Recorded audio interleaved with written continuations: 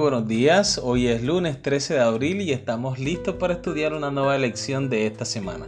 Así que con toda la emoción que tenemos, deseamos que también ustedes puedan unirse con nosotros en este estudio. Con ustedes, Stephanie Franco Y Eric Colón. Sean todos muy bienvenidos.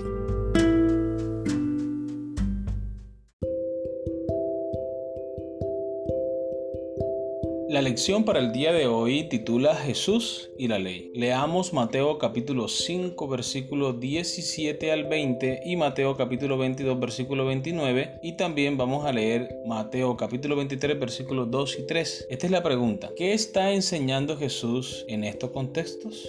Leamos. Mateo capítulo 5 versículo 17 al 20. No penséis que he venido para abrogar la ley o los profetas. No he venido para abrogar, sino para cumplir. Porque de cierto os digo que hasta que pase el cielo y la tierra, ni una jota ni una tilde pasará de la ley hasta que todo se haya cumplido. De manera que cualquiera que quebrante uno de estos mandamientos muy pequeños y así enseñe a los hombres, muy pequeño será llamado en el reino de los cielos. Mas cualquiera que los haga y los enseñe, este será llamado grande en el reino de los cielos. Porque os digo que si vuestra justicia no fuere mayor que la de los escribas y fariseos, no entraréis en el reino de los cielos. Mateo capítulo 22 versículo 29. Entonces respondió Jesús y les dijo: erráis, ignorando las escrituras y el poder de Dios. Mateo capítulo 23 versículos 2 al 3. En la cátedra de Moisés se sientan los escribas y los fariseos. Así que todo lo que os digan que guardéis, guardadlo y hacedlo, mas no hagáis conforme a sus obras, porque dicen y no hacen. Bien, volvemos a la pregunta. ¿Qué está enseñando Jesús en estos contextos? Bien, ahora con la intención de dar respuesta a esta pregunta,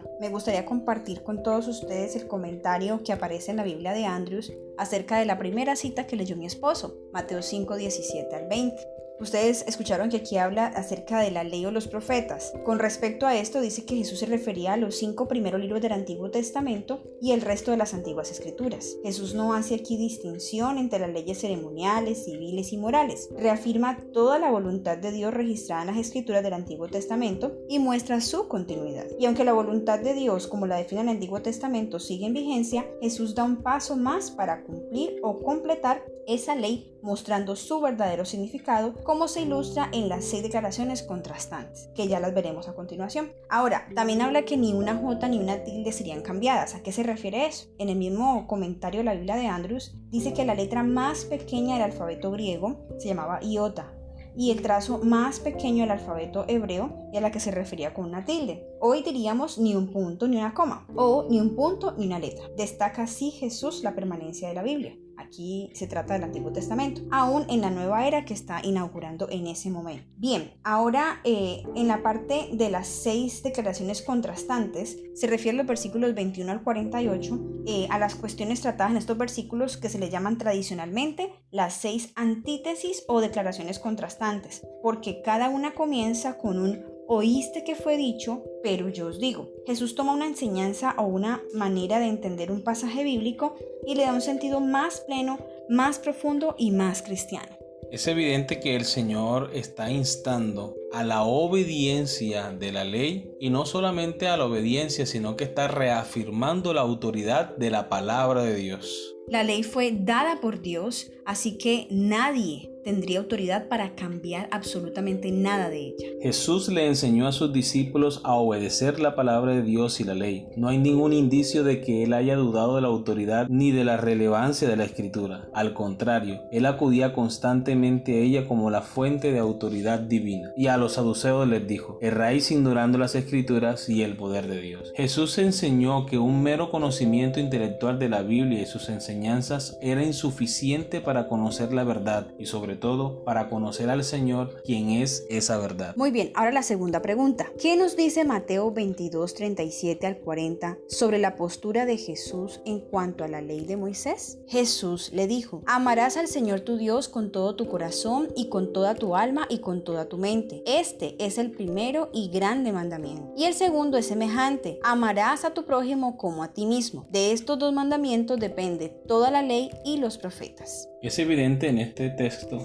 que Jesús le está dando toda la autoridad a la Biblia, porque Él dice, de estos 2 mandamientos depende toda la ley y los profetas. No quiere decir que Él está instituyendo estos 2 nuevos mandamientos que reemplazarían a los 10 expresados en la ley de Dios, no. Él está diciendo que esos 2 grandes mandamientos están resumiendo los 10 mandamientos de la ley de Dios. Hay una observación que me gustaría hacer aquí de algo que alguien una vez me enseñó y me pareció muy importante para poder comprender este pasaje. Y decía que pensáramos en la cruz. Cuando leyéramos este pasaje, entonces tenemos nuestra vara que va vertical y esa es la que representa mi relación con Dios. Entonces los primeros 4 mandamientos se refieren justamente a mi relación vertical con Dios. Ahora, la parte horizontal se refiere a mi relación que tengo con las personas a mi alrededor, con mi prójimo. Esa es la relación horizontal. Es importante que entendamos que no es como algunas personas enseñan que ya quedó abolida la ley del Antiguo Testamento y entonces ahora solamente es que ames a Dios y ames a tu prójimo y ya, porque es que no están comprendiendo que amar a Dios y amar al prójimo encierra todo lo demás. Si yo amo a Dios, yo lo voy a respetar, yo no voy a hablar de su nombre en vano, yo no voy a dejar de guardar el sábado. Si yo amo a mi prójimo, yo no voy a robar, yo no voy a quitarle la pareja a la persona que está al lado mío. O sea, yo voy a respetar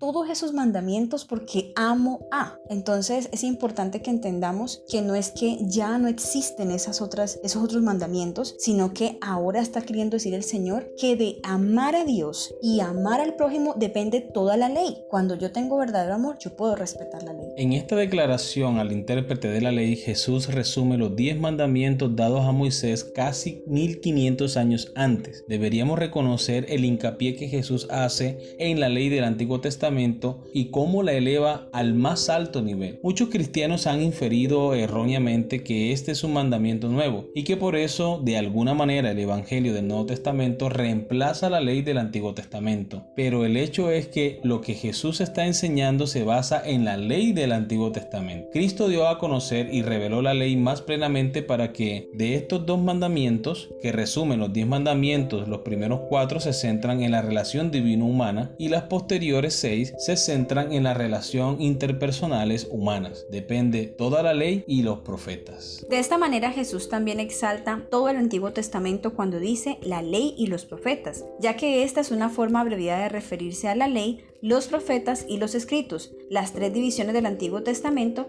hechas por los judíos en aquel entonces. Cristo señaló las escrituras como algo de autoridad incuestionable y nosotros debemos hacer lo mismo. La Biblia debe ser presentada como la palabra del Dios infinito, como el fin de toda la controversia y el fundamento de toda fe. Muy bien, ahora la última pregunta de nuestra lección. ¿Qué fuentes de autoridad, familia, filosofía, cultura, es posible que compitan o se opongan a tu sumisión a la palabra de Dios? Amor, ¿tú qué opinas acerca de esto? Bueno, esto es un aspecto muy importante porque pienso que nuestra sumisión a la palabra de Dios puede verse condicionada de acuerdo al estilo de vida familiar que tengamos. ¿Cómo es eso? Bien, supongamos que hay una persona que es el único cristiano en su familia y que su obediencia se ve condicionada a la forma como se vive en la familia. Por ejemplo, si se sirve un plato de comida, si es cerdo, si es pato, si es cangrejo, cosas que como cristianos nosotros no comemos, entonces su obediencia va a ser puesta a prueba, su testimonio va a ser puesto a prueba. Entonces es difícil, pero no imposible, porque el Señor nos capacita, dar un buen testimonio, enseñarle a la familia cuál es nuestra fe y a través de nuestro buen testimonio que ellos puedan entender el mensaje de salvación. Hay un texto en la Biblia que dice lo que Dios espera de cada uno de nosotros los cristianos. Lucas capítulo 14 versículos 26 al 27. Si alguno viene a mí y no me ama más que a su padre o a su madre, a su esposa, a sus hijos, a sus hermanos y a sus hermanas, y aún más que a sí mismo, no puede ser mi discípulo. Y el que no toma su propia cruz y me sigue, no puede ser mi discípulo. O sea, Dios espera de nosotros obediencia,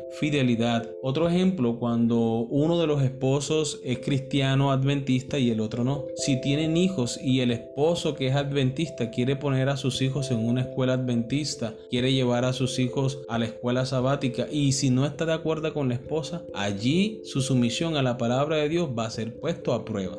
Número 2. Hablando en cuanto a la filosofía, quiero leer para ustedes Colosenses capítulo 2 versículo 8. Mirad que nadie os engañe por medio de filosofías y huecas sutilezas según las tradiciones de los hombres, conforme a los rudimentos del mundo y no según Cristo. Hoy la filosofía del mundo quiere adoctrinar al ser humano en repetirle que él es capaz de salir adelante, de lograr todo lo que quiera sin tener el pensamiento de que necesita a Dios en su vida. Hoy día se habla de la autosuficiencia, de la autorrealización, que el ser humano descubra todo su potencial. El mundo quiere sacar a Dios de la ecuación del ser humano. Por eso dice el Señor que nosotros debemos estar atentos, apercibidos de los engaños de Satanás. Número 3, hablando acerca de la cultura, el Señor es muy claro. En 1 de Juan capítulo 2 versículo 15 al 16, no améis al mundo ni las cosas que están en el mundo. Si alguno ama al mundo, el amor del Padre no está en él. Porque todo lo que hay en el mundo, los deseos de la carne, los deseos de los ojos y la vanagloria de la vida, no proviene del Padre, sino del mundo. La cultura, con todos los elementos que la conforman, puede seducir al cristiano y poner a prueba su lealtad a Dios. Estamos hablando de muchos aspectos, como por ejemplo lo que el cristiano habla, la forma como se viste, lo que él come, las prácticas que él hace con sus amigos, el tipo de música que escoge escuchar, los tipos de eventos donde